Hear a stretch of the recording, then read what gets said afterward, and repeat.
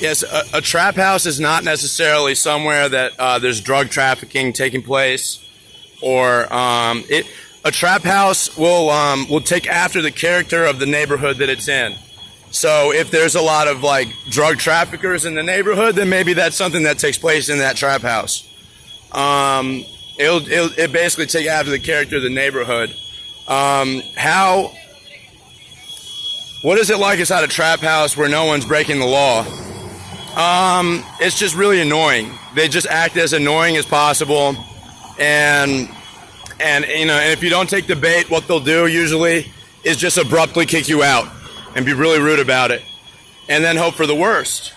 Hope to provoke you into reaction, and they just kind of see what you do. And 9 times out of 10, I don't do anything, but there's a way out of a setup. And that's just to not react and go about your day and go do something else. There's no way out of a frame, because that's when they tamper with evidence. I've been framed a couple times, like for a larceny of a motor vehicle on the week of Christmas in 2022. I believe that Colin Beck or Ted Grikusis left a stolen identity of mine inside of this like stolen Lexus that Morgan Flynn stole. So they took warrants out of the magistrate and then ran up on me when I was walking away from Justin Duckick's area. I'm about to show the Airbnb where they did that, where they framed me for larceny. There's no way out of a frame. That's when they tamper with evidence. And, magistrate is kind of corrupt here too. But,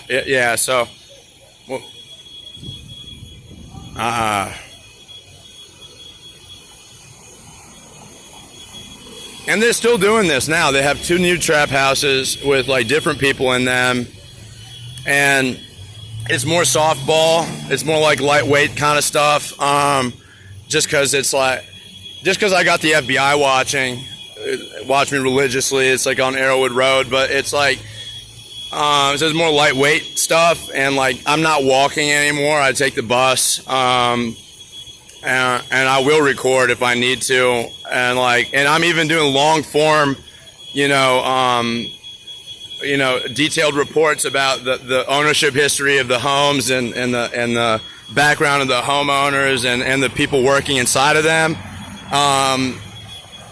So I guess their hands are kind of tied, but I think what they were trying to do over there was prove that I'm crazy or something, or try to say I have a drug habit, and it's not drugs. I mean, drugs is a contributing factor for sure, but we're all getting high together. But the difference is it's only one person who's being antagonized and provoked. So it's really not drugs. That's a contributing factor, but that's not the cause. That's something that they weaponize against me, but it's not the root cause. The root cause is corruption of the police department and the bad behavior of the people working against me. It's really weird that the guy that you're working against is smarter than all the detectives or whatever their title is. I'm talking about Ted Grikusis and Jordan Hampton and Morgan Flynn and Stephen Morrison and so on and so forth, and Stephen DeBella. And a lot of times they're younger than me, and 2 of them went to Myers Park. I went to Ardrey Kell, much better high school. I went to the best high school here. I've lived in Charlotte for the last 18, almost 19 years. I've never had another address after moving here in 2005. I've been in Charlotte city limits. Okay, not outside of Charlotte. I've had a Charlotte address for like 18 years now, 19 years. I went to public schools here, elementary, middle, and high school. And everybody should have been.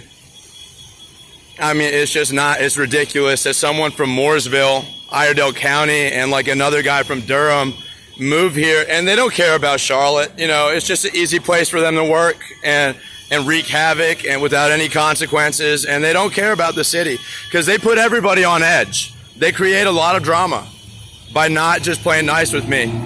They create drama. Why are they not answering my calls right now? I don't want to let you off the hook by getting a job. I'm not going to do that.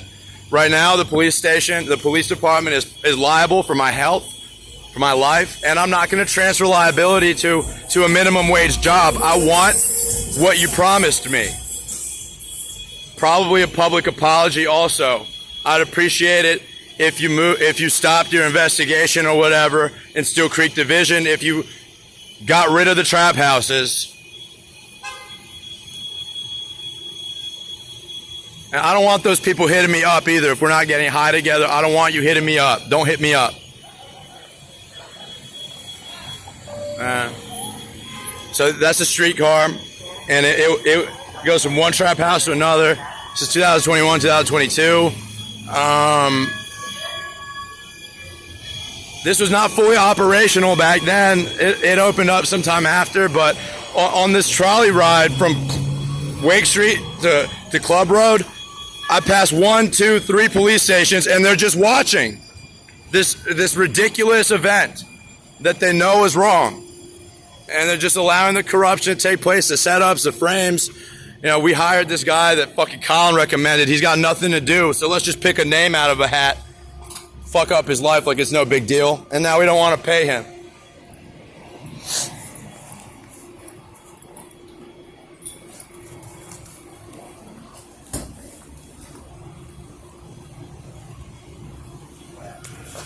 This is a Siemens S7000 streetcar series. I don't know what the top speed is. It goes the speed limit. I think it goes like 15, 20 miles an hour. Please stand clear. And it doesn't have right of way the whole time. It has to stop at stoplights. That's how it's different from the train. But this is kind of cool. It's free right now. As you can see, the fare machine is covered up. And it runs okay. And it's better to have it than not have it. Charlotte used to have a lot of trolleys, apparently, like in the early 20th century, and they started getting rid of them to widen the roads for cars. But yeah, I'm gonna cut this off. But there's a lot of people on it today. This goes from Johnson C. Smith University, past Johnson and Wales, through Uptown, and then to CPCC Central Campus. So there's 3 colleges along this Gold Line. It goes from Wesley Heights to Plaza Midwood. It's probably like stop will be Charlotte Gateway Station. Maybe 3 or 4 miles long. I'm gonna cut this off. Start up again when I get off at the last stop here.